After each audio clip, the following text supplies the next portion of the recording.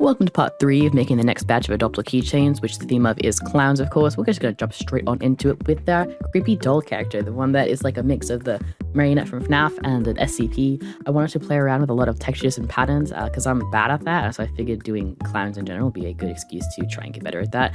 Don't know how well I succeeded, but that's okay. Like I said in the other video, the hat does not make sense, but I don't care. It looks cool.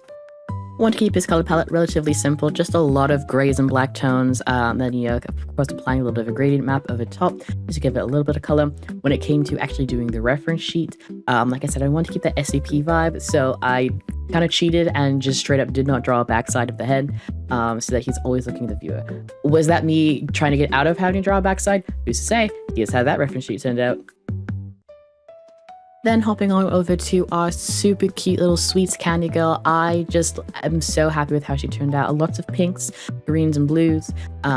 You can't go wrong with the pink and neon cyan duo. It goes so well together.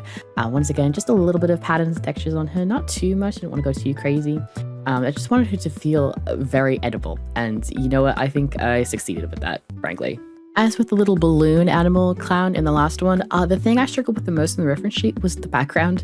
I want it to be kind of like sprinkles-y. I don't know how much I like it still. Maybe I'll change it before release, who's to say. But here's how that finished reference sheet turned out. Then last but not least, we have our Ringmaster character. This one took me so long when it came to the reference sheet. I think I generally had like maybe 6 hours of footage. Because I just couldn't decide on what pose I wanted him to be in.